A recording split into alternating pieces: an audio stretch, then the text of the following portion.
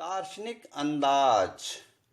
समस्या का अंतिम हल माफी दे दो या मांग लो। मंजूर है, पर पहले ये तय तो हो जाए कि गलती किसकी है। अगर सामने वाला अपनी गलती मान ले तो मैं उसे माफ करने को तैयार हूं, और अगर गलती मेरी है ये मैं मान लूं तो मैं माफी मांगने को तैयार हूं। प्रथम औलाद लड़का हो या लड़की, न केवल दूसरी औलाद के प्रति माँ बाप नैतिक अपराधी ही कहलाएंगे, बल्कि परिवार, समाज और देश के प्रति भी नैतिक अपराधी होंगे, क्योंकि वो अच्छी तरह जानते हैं कि हम कैसे युग में, कैसी स्थिति में, कैसे हालात में उसे इस संसार में ला रहे हैं। संसार एक मायाजाल है। इस मायाजाल के चक्रव्यूह में हम प्रवेश तो कर जाते हैं और फिर संघर्ष ही हमारी नियति बन जाती है।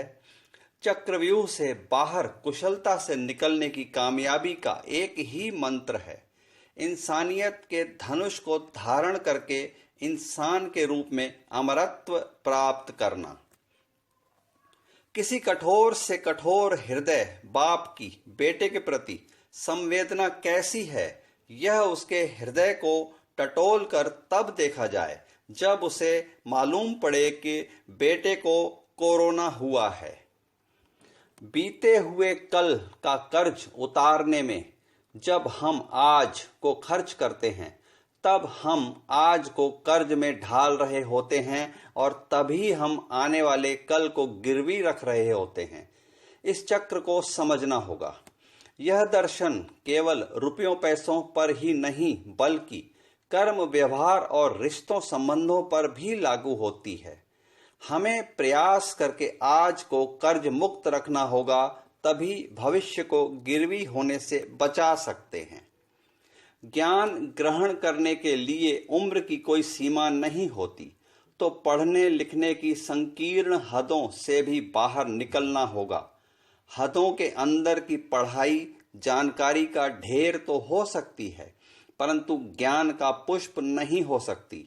ज्ञान तो चूंकि अनहद है, तो उसकी प्राप्ति उन तथाकथित हदों के भीतर ही हो सकती है। इस भ्रम से उबरना होगा।